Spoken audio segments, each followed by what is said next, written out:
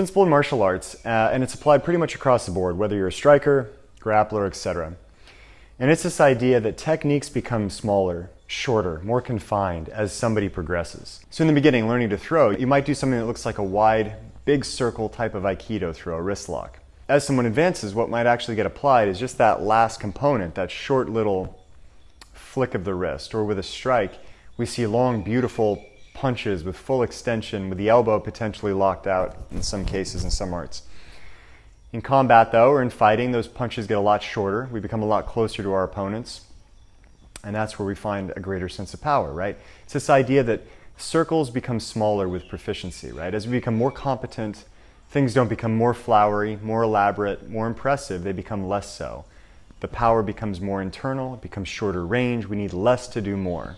And while this isn't something we can necessarily practice for its own sake, it's something that really needs to manifest or evolve over time. As we become better at the bigger techniques, we start to find those nuances and details that make us more proficient with less, right? And in weightlessness, you know, for me, over the years, when I started my own process 2 decades ago, for me it was the flashy shit that I was attracted to. And I was practicing a lot of the, ballistic weight training, the ankle weights, the weight vest, doing all the strength and conditioning and what goes into, better sports performance. I knew there were correlations and connections with deeper elements, maybe, you might even call them spiritual, right? Maybe from a more secular perspective, but more of a spiritual element, a heightened kind of mind-body experience that starts to manifest. And this can be profound. You feel more free, more confident, a literal physical sense of lightness in the body. But there's still a lot of stuff. There's still a lot of stuff that went into that, right? And so many things that we need to practice and become proficient in and acquire the foundation. But now that it's been quite a number of years in the game and coaching other people and continuing to practice myself, what becomes more and more important that I would never have imagined 20 years ago is what that small circle means in weightlessness, right? It's not about strapping on the weights and doing the big jumps. It's about my immediate shift, my current mind-body connection, my sense of global consciousness throughout. Am I even aware of where I am, what I'm doing? Am I even aware of my thoughts as they're popping up? Or is it just a stream of monkey mind chatter going on and on? Am I aware of my physical structure, my posture, my sense of balance? Am I aware of whether or not I'm triggered or relaxed, if my breath is based? All of these little small elements are things that you don't see from the outside, but they're the minor adjustments that give us the ability to control our nervous response, our stress response, and allow us to reorient or shift in the moment. I become more and more concerned with the stuff that is not seen, but the stuff that I feel. Those conversations that I could have played better, right, without getting frustrated or angry. The thoughts or microaggressions that I might carry longer than I need to throughout the day. All these things are super subtle, but they are manifestations of the same thing, which is how do I overcome the burdens that I carry, right? The benefit of putting on the weights, right? Not just doing general weight and strength training, which are phenomenal practices, but going one step further into ballistic weight training, is you're facing a process where you are constantly trying to overcome external forces or resistances, right?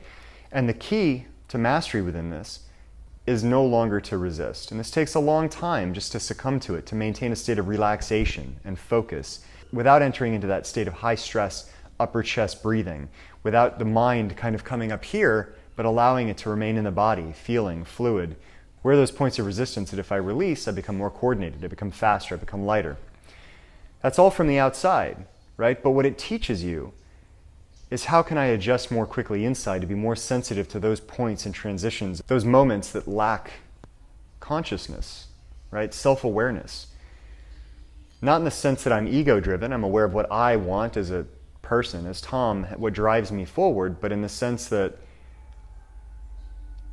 where is my ego or my identity dominating this experience rather than my sense of feeling, right? What am I feeling, sensing? This is essentially applied meditation, right? Transitioning standing meditation or any meditation, whatever, into a momentary practice of reorientation and adjustment. Okay? Part of this is the mindset and being able to consciously connect and reflexively ask that question. Okay, what do I see? What do I feel? Am I here? Am I present? Do I have a baggage that I'm carrying that I can set down right now?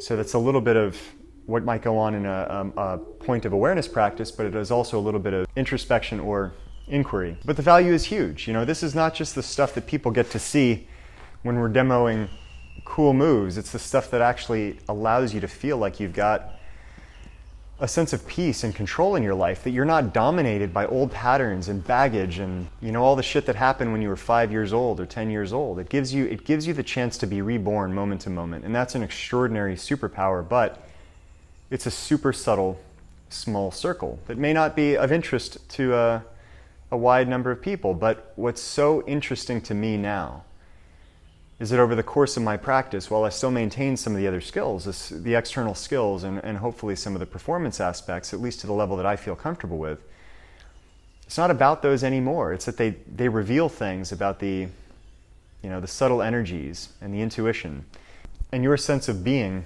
in the moment, right? Your consciousness. Yeah, they give you the chance to ask, am I weightless right now? Right now. Not in 10 minutes, not tomorrow, not after 3 months of training.